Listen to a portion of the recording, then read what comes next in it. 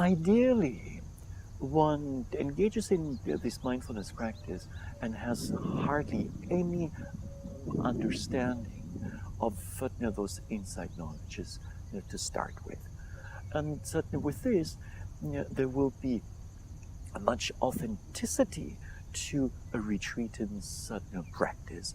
Now, some have much self-confidence. They also apply themselves wholeheartedly to the practice. They have clear-cut experiences, and certainly with this, a very clear understanding of how the practice unfolds. And so, for such kind of yogis to read about or hear about the insight knowledges beforehand is not necessarily helpful.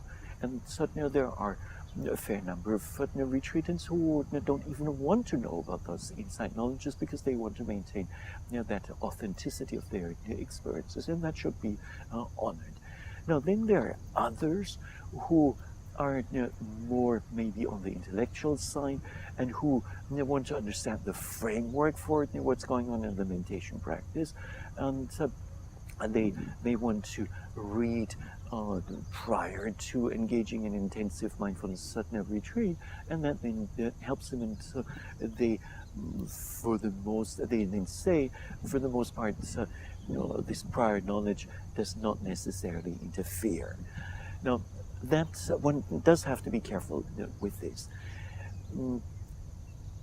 So, when actually doing one's mindfulness practice, it is important to give preference to the actual experiences, to let the actual experiences teach one, rather than having certain concepts in one's mind, concepts that have formed by reading books or reading about these insight knowledges, and then superimposing those concepts onto one's experiences.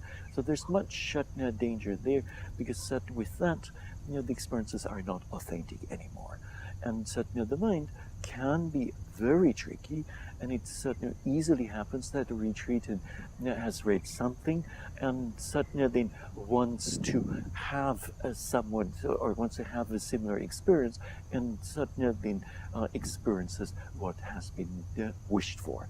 So that's not really authentic anymore. In that sense, the meditator could imagine that they're making progress. Yes.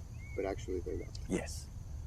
And so for this kind of a situation, a teacher is extremely helpful to remind a retreatant to let go of concepts of the theory of book knowledge, and to focus on what is really happening, and to just let the practice speak for itself.